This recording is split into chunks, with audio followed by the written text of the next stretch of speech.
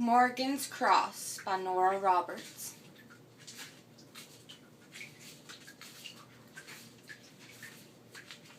Prologue.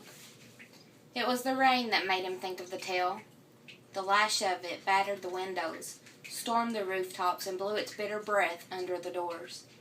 The damp ached in his bones even as he settled by the fire. Age sat heavily on him in the long, wet nights of autumn, and would sit heavier still, he knew, in the dark of winter to come. The children were gathered, huddled on the floor, squeezed by twos and threes into chairs. Their faces were turned to his, expectant, for he'd promised them a story to chase boredom from a stormy day. He hadn't intended to give them this one, not yet, for some were so young, and the tale was far from tender. But the rain whispered to him, hissing the words he'd yet to speak. Even a storyteller, perhaps especially a storyteller, had to listen. "I know a tale," he began, and several of the children squirmed in anticipation. "It's one of courage and cowardice, of blood and death, and of life, of love and of loss."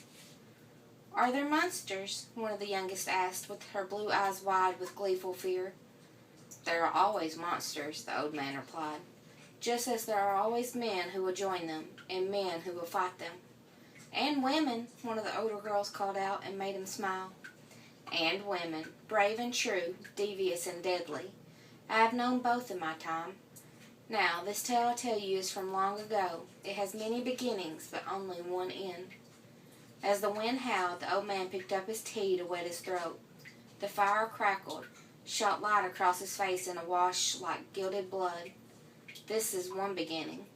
In the last days of high summer, with lightning striking blue in a black sky, the sorcerer stood on a high cliff overlooking the raging sea.